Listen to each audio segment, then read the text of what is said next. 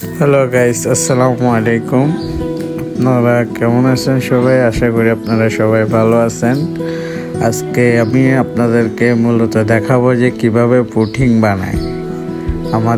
আমার সাথেই থাকুন, দেখতে থাকেন কিভাবে পুডিং বানাচ্ছি। ঠিক আছে, এরকম সুন্দর একটা পুডিং হবে, দেখতেই থাকুন, কোনো ভেজাল হবে না আল্লাহর রহমতে আশা করি। তার জন্য আমরা প্রথমত 3টা ডিম, 2 প্যাকেট দুধ আর চিনি নিয়ে নিলাম। আর একটা পাত্র ভালো করে এটা মুছবেন যেন কোনো প্রকারের পানি না থাকে। তারপর দুধগুলা ঢেলে দিবেন, 2 প্যাকেট দুধগুলা ঢেলে দিবেন। তারপরে চিনি একটু মিশাবেন, মিশিয়ে ভালো করে চিনিগুলো একটু মিশাবেন। মিশিয়ে এবার একটু গুঁড়া দুধ দিয়ে চুলার উপর বসিয়ে দিবেন। তারপর 3টা ডিম ভেঙে নেবেন, তারপর একটু লবণ দিয়ে দিবেন। এগুলো একটু ভালো করে মিক্স করবেন, মিক্স করে ফেলবেন, ভালো করে মিক্স করে ফেলবেন একবারে ভালো করে।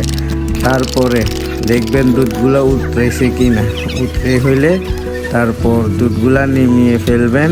নামানোর পর যাই একটু ক্যারামেল বানাবেন। ক্যারামেল বানাইতে শুধু একটু চিনি লাগবে আর বেশি। এখন কীভাবে আমি ক্যারামেল বানাচ্ছি, ক্যারামেলটা হয়ে গেছে। তারপর একটা বাড়িতে ক্যারামেলগুলা ঢাইলে দুধ আর ডিমটা মিক্স করে দেখেন কিভাবে বানাচ্ছি। তারপরে দেখেন এবার একটু কি চুলায় বসে দিব, আবার একটু পানি দিয়ে নিচে একটা দিয়ে ব্যাস হয়ে গেছে আমার কাজ শেষ। তারপরে আমি ঢাকনা দিয়ে ঢেকে দিব। একটু পর এসে দেখেন, চেক করে দেখতেছি। চেক করে দেখার পর সুন্দর মতন চুলা থেকে নামিয়ে এভাবে ছুরি দিয়ে কেটে তারপরে সুন্দর মতন একটি প্লেটে ঢেলে নেব। দেখেন আল্লাহর রহমতে আমাদের এরকম একটা সুন্দর একটা পুডিং তৈরি হয়ে যাবে।